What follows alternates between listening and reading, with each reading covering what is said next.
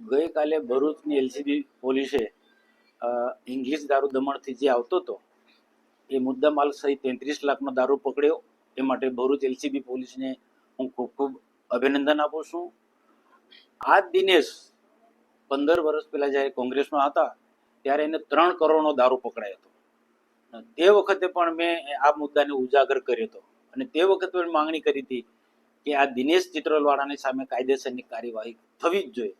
અને આજે 1 મહિના 1.5-2 મહિનાના પહેલા પણ મેં મીડિયા સમક્ષ માહિતી આપી હતી કે મધ્યપ્રદેશ અને રાજસ્થાન અને મહારાષ્ટ્રમાંથી ખૂબ મોટા પ્રમાણમાં ઇંગ્લિશ દારૂ ડુપ્લિકેટ ને જે લોકોને ખૂબ સારી રીતના નુકસાન કરે છે એવો દારૂ મોટા પ્રમાણમાં આવે છે. નર્મદા જિલ્લામાં, રાજપીપળામાં, આંબલેતા પોલીસ સ્ટેશન, ઉમરલા, રાજપાડી, ભરૂચ જિલ્લામાં ઘણા બધા વિસ્તારોમાં જાય. કરજણ સિનોરમાં પણ આ દારૂ જાય છે. આવા મોટા બુટલેગરોના મેં નામ પણ આપ્યા હતા.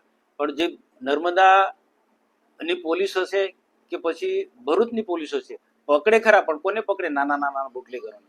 જ્યારે મોટા બુટલેગરોને જિલ્લાની પોલીસ ભરૂચ કે નર્મદાની એ પકડતા નથી, કેમ કે બધાના તાર અડેલા હોય. આજે કુંવરપરાની આસપાસના આટલો મોટો પાયે રેકેટ ચાલે છે. દારૂ ઉપરાંત ઘણી ગેરકાનૂની પ્રવૃત્તિ ચાલે છે વૃંદાવન હોટલની આસપાસ. એ ડીએસપી નર્મદાને પણ રૂબરૂ માહિતી આપી છે, પણ નીચે એ કોને આદેશ આપે છે એટલે એમના આજે નીચેના લોકો એના પર પડદો પાડી દે છે. આ પ્રકારનો આખો જે દારૂનો કે બીજી ઘણી ગેરકાનૂની પ્રવૃત્તિ જે ચાલે છે એને રોકવી જોઈએ.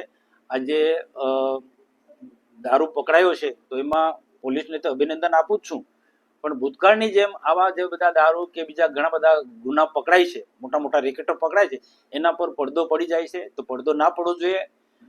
દમણથી દારૂ આવતો તો દિનેશને વોન્ટેડ જાહેર કર્યો છે તો એને તાત્કાલિક પકડવો જોઈએ.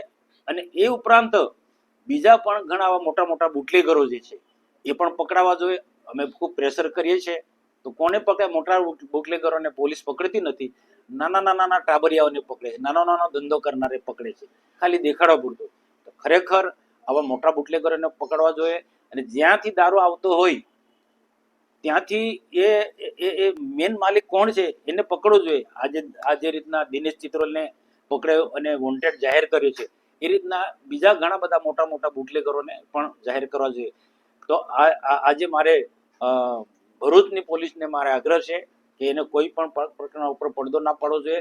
ને બીજા ભરૂચ જિલ્લાની અંદર ઉમરલા છે, રાજપાડી છે કે ઝઘડિયા વિસ્તારની અંદર ઘણી બધી જગ્યાએ ભરૂચ શહેરમાં પણ આવા મોટા મોટા બુટલેગરો જે છે એ કરજણ સિનોરમાં પણ જે મોટા મોટા બુટલેગરો છે એ બધાનો દારૂ પકડાવવો જોઈએ અને એક એકની સામે કાર્યવાહી થવી જોઈએ એવું હું સ્પષ્ટ માનું છું. હું ભાજપમાં રહીને કોંગ્રેસમાંથી ભાજપમાં આવ્યો, કેમ આવ્યો અને એની છોકરીની ટિકિટ પણ આપવા?